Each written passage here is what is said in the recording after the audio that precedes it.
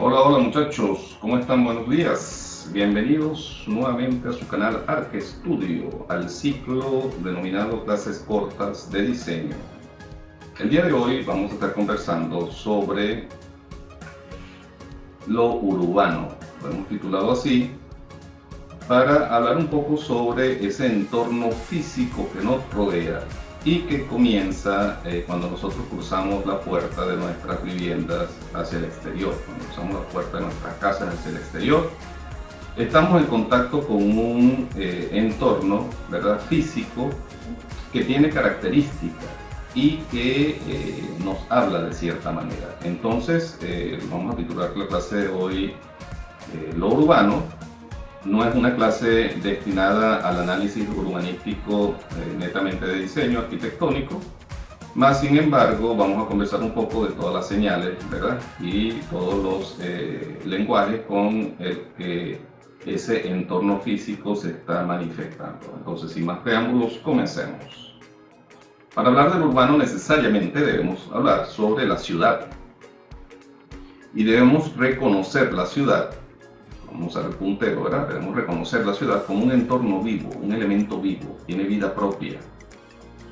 Al decir que es un elemento vivo, ¿verdad?, un entorno vivo, quiere decir que es dinámica. Es decir, la ciudad se va transformando con el paso del tiempo y esa transformación va a depender básicamente de cómo incide la actividad, la relación del ser humano sobre el espacio que ocupa, ¿verdad? Digamos que una de las actividades que permiten que las ciudades se desarrollen más vertiginosamente hablando, con más fuerza, es la actividad comercial. Cuando nosotros ubicamos, ¿verdad?, y desarrollamos una actividad comercial en un punto determinado de una ciudad, esa actividad comercial va a ir haciendo que esa ciudad en ese punto se vaya transformando. Hay otras actividades que también la transforman, ¿verdad? Entonces, hay ciudades que, por ejemplo, se van transformando espontáneamente, ¿correcto?, con, digamos, el intercambio que hay entre sus habitantes, de la población, y hay ciudades que se han transformado, digamos, por la influencia de un factor externo, es decir, que han sido planificadas por el hombre. Y que esas ciudades, al ser planificadas por el hombre, pues ya tienen un lenguaje propio, ¿verdad?, pero que a su vez ha sido influenciado por la visión del diseñador. Y que esas ciudades, ¿verdad?, que son diseñadas, que son, digamos, planificadas, empieza después una serie de contradicciones entre el poblador y la ciudad. En aquellos puntos en que sea rechazada la zona propuesta o que no sea compatible con la actividad que el poblador o el ciudadano quiere desarrollar. Entonces, bueno, nada, hay esos dos tipos de ciudades, muchachos, las espontáneas y las planificadas o las diseñadas. Y vamos a conversar un poco, sin pretender ser una clase de urbanismo, esta clase corta, vamos a hablar un poco sobre la ciudad. Fíjense bien, la ciudad influye en nuestros diseños. Para nosotros diseñar una edificación debemos hacer un estudio del entorno, ¿correcto? Y en ese entorno vamos a conseguir elementos, ¿verdad?, que van a influir en la toma de decisiones de nuestros proyectos. Yo siempre le he dicho a mis alumnos que el diseñar no es otra cosa que tomar decisiones. Entonces debemos entender el lenguaje y la manera de cómo la ciudad o el entorno nos está influenciando nuestra toma de decisiones en el proyecto. Entonces, lo primero que hay que saber es que influye en nuestro diseño. ¿Cómo influye? Dirán ustedes. Bueno, puede influir, por ejemplo, en la decisión de un espacio receptor como acceso, donde lo voy a ubicar. Si tengo un terreno y lo quiero ubicar, por ejemplo, en la esquina, en el medio, en el centro, en la parte posterior, etc. Estudiando las vialidades o las circulaciones vehiculares y peatonales de mayor o menor flujo, puedo determinar cuáles van a ser mis accesos peatonales y vehiculares, por ejemplo. Estudiando las alturas puedo determinar y decidir cuál va a ser la altura de mi edificación, ¿verdad?, estudiando las alturas del entorno, etc. Entonces yo tengo muchos elementos que van a ser que mi toma de decisiones esté influenciada. Entonces, pero igualmente, así como la ciudad o el entorno influye en mis diseños, pues la respuesta que yo dé a su vez con mi edificación o con mi proyecto va a influenciar en el posterior desarrollo de la ciudad o de ese punto de la ciudad. Correcto, es decir, hay un feedback, hay un intercambio entre el diseñador y el entorno. La ciudad después va a responder también a nuestras intenciones como habitantes y como diseñadores. Yo tomo en cuenta el entorno para mi diseño, pero a su vez cuando yo diseño, ¿verdad? Eso va a crear un impacto positivo o negativo en ese entorno inmediato. Y entonces esa ciudad va a responder a nuestras intenciones como habitantes. En este caso, si somos habitantes, si somos diseñadores, etc. Hay un ejemplo que yo se lo coloco mucho a mis alumnos cuando hablamos un poco de la ciudad.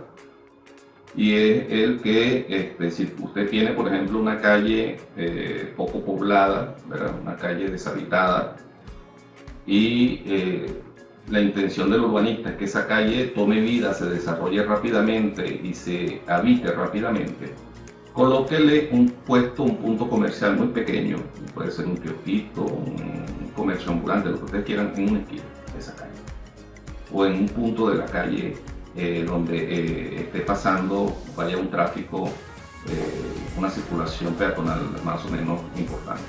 Ustedes se van a dar cuenta como al poco tiempo esa calle se va a convertir, ¿verdad?, en un eje comercial. ¿Por qué? Porque la actividad, el mismo desarrollo de los habitantes va a impulsar el desarrollo de esa calle. Es un ejemplo clásico de cómo nosotros podemos ver que a través de la actividad comercial, pues las ciudades van evolucionando, van cambiando. Y la palabra evolución no significa que es que evolucionen para mejorar, a veces involucionan, ¿verdad? Evolucionan para empeorar, pero eso quiere decir que involucionan. Es decir, son más las desventajas que las ventajas creadas con ese cambio. Entonces, bueno, nada, tenemos que conocer que influyen nuestros diseños y a nosotros intervenir esa parte. Con nuestros proyectos también vamos a estar influyendo en el entorno. Luego, para entender la ciudad, ¿verdad?, tenemos que conocer un poco su lenguaje, o el lenguaje para nosotros poder analizar, para poder tomar información, para poder pensar la ciudad. Tenemos que conocer que existe la calle, ¿verdad?, y tenemos que llamarla por su nombre. No podemos estar colocándole nombres diferentes al lenguaje urbanístico o del entorno. La calle, ¿verdad?, conocemos a la calle pues es el eje por donde circulan los vehículos, ¿verdad?, circulación vehicular y peatonal en la calle. Tenemos el término trama. La trama no es otra cosa sino que el tejido, ¿verdad?, el tejido como una telaraña, como se teje una telaraña, es el tejido que hay que forma manzanas y vías y circulaciones, ¿verdad?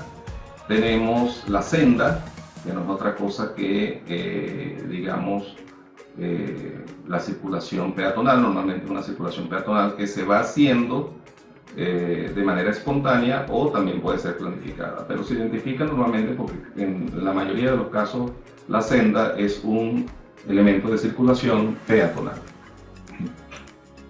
Luego tenemos el hito, ¿verdad?, que no es otra cosa que puntos referenciales en nuestras ciudades, ¿verdad?, elementos que nos sirven de referencia.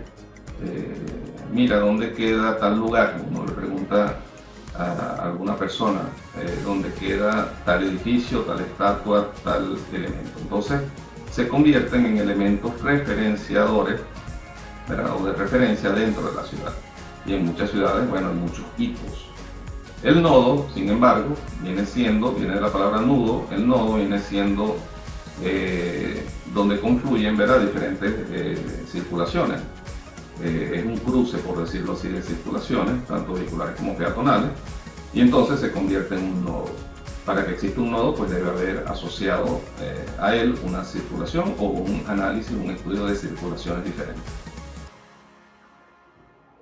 Después tenemos la plaza, ¿verdad? Y la plaza es un elemento muy importante en el diseño arquitectónico.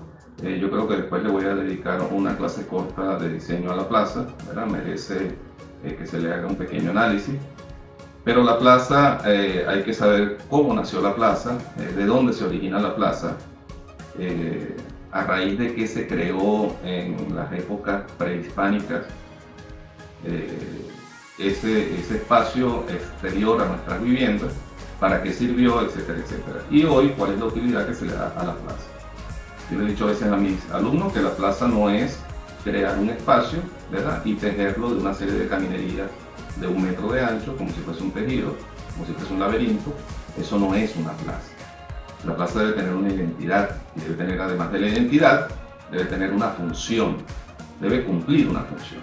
Entonces, como elemento urbanístico y elemento exterior, ¿verdad? Entonces vamos a hablar más adelante de la plaza. Pero la plaza pues es identificable, pues son los espacios abiertos, ¿verdad?, que vamos a conseguir en diferentes puntos de nuestra ciudad. Bien, luego tenemos el borde, ¿verdad?, donde debemos de entender que el borde son los limitantes o los límites físicos de nuestras ciudades. Como borde podemos tener un malecón, una playa, podemos tener unas vías de ferrocarril. Como borde podemos conseguir un puente. Entonces es lo que delimita físicamente nuestras ciudades. Llegamos al borde de la ciudad. Y por último tenemos los usos, ¿verdad?, que forman parte del lenguaje analítico, urbanístico de nuestras ciudades, de nuestros entornos urbanos, ¿verdad?